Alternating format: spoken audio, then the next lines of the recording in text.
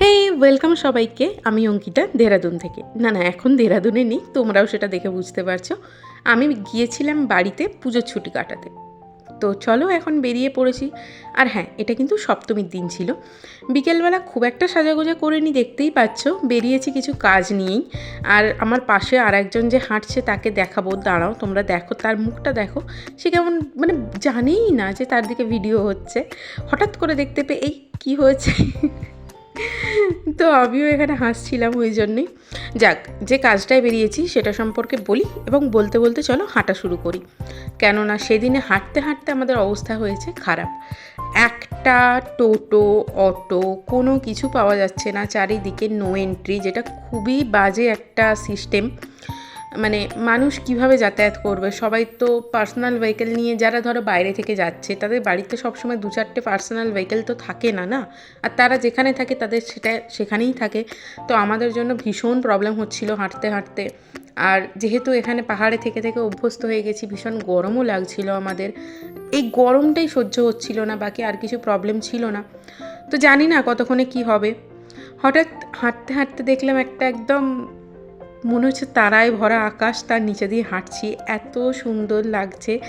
মনে হচ্ছে যেন আমার জন্যই বোধহয় এইভাবে সাজানো হয়েছে রাস্তাটা প্রচণ্ড ফাঁকা, কেননা নো এন্ট্রি, কোনো গাড়ি নেই, কোনো মানুষ নেই। 2-1 জন ওই বাইক কিংবা সাইকেল নিয়ে যাচ্ছে, আর আমরা দুজন তার মধ্যে হেঁটে হেঁটে যাচ্ছিলাম। কষ্ট হচ্ছিল, কিন্তু তার মধ্যেও একটা অদ্ভুত সৌন্দর্যতা ছিল। আর এইভাবে হাঁটতে হাঁটতে দেখি কতক্ষণে পৌঁছাই, আর কত দূরেই বা এইভাবে হেঁটে হেঁটে যেতে পারি। আমাদের তো মনে হচ্ছে এখন গন্তব্যে বোধহয় হেঁটেই যেতে হবে। যাক, এখানে আমরা প্রথম দুর্গা মূর্তি দেখব, দুর্গা মায়ের মুখ দেখব। আসার পর থেকে আজকে সপ্তমী সন্ধেবেলা, এখনও পর্যন্ত সেভাবে দেখা হয়নি। তো এই প্রথম দেখব এবং তোমাদেরকেও দেখাই চলো। আমি জানি অনেক দিন হয়ে গেছে দুর্গাপুজো, কালী পুজো চলে গেল, ভাইফোঁটা চলে গেল, এখন আমি দুর্গাপুজো ব্লগ দিচ্ছি।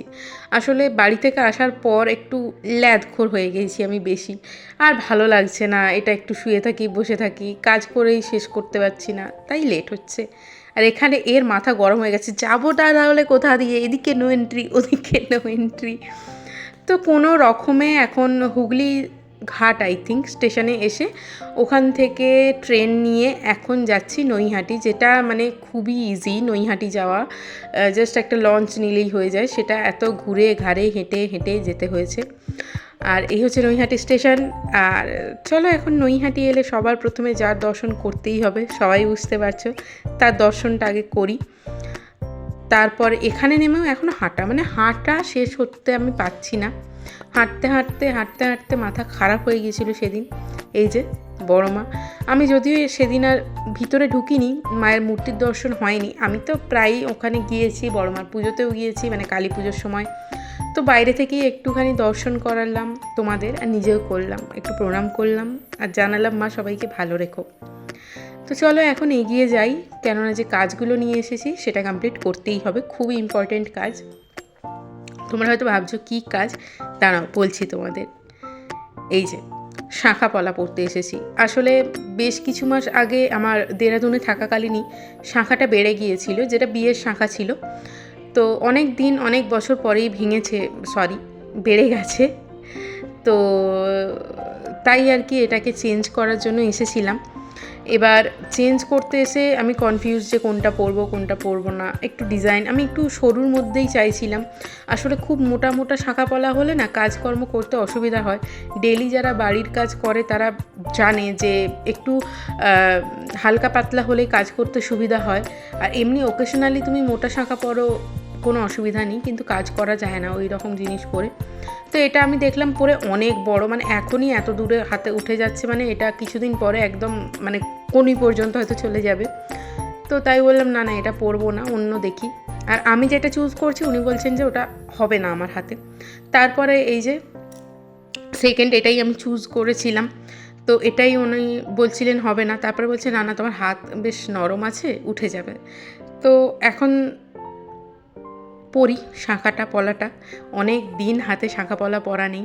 আর সত্যি কথা বলতে শাঁখা পলা পরা না পরাটা আমার মনে হয় যে ক্ষতি কী, পরলে ভালোই লাগে দেখতে বেশ। আমার তো যাই ড্রেস পরি, যেরকমই লুক ক্যারি করি না কেন, তাতে করে শাঁখা পলা আমার কোনো প্রবলেম ক্রিয়েট করে না।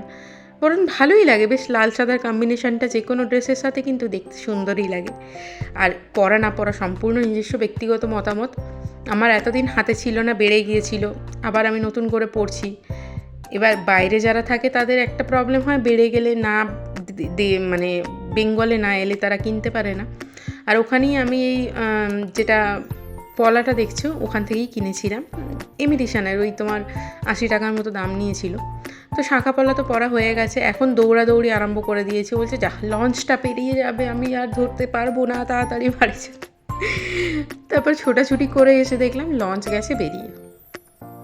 এখন এইটা নতুন লঞ্চ ঘাট হয়েছে নৈহাটিতে, যারা এসেছো বা যারা আসবে তারা দেখে নাও, এটাই হচ্ছে নৈহাটির লঞ্চ ঘাট, যেটা আই থিঙ্ক নৈহাটি বড়মা লঞ্চ ঘাট বলে নাম হয়েছে নতুন করে। আর এই যে গঙ্গা বক্ষে দিয়ে পালিয়ে যাচ্ছে আমাদের লঞ্চ, এখন নেক্সট লঞ্চের জন্য অপেক্ষা করি। আর আজকে ব্লগটা এইটুকুই, দেখাবে পরের ভিডিওতে, বাই।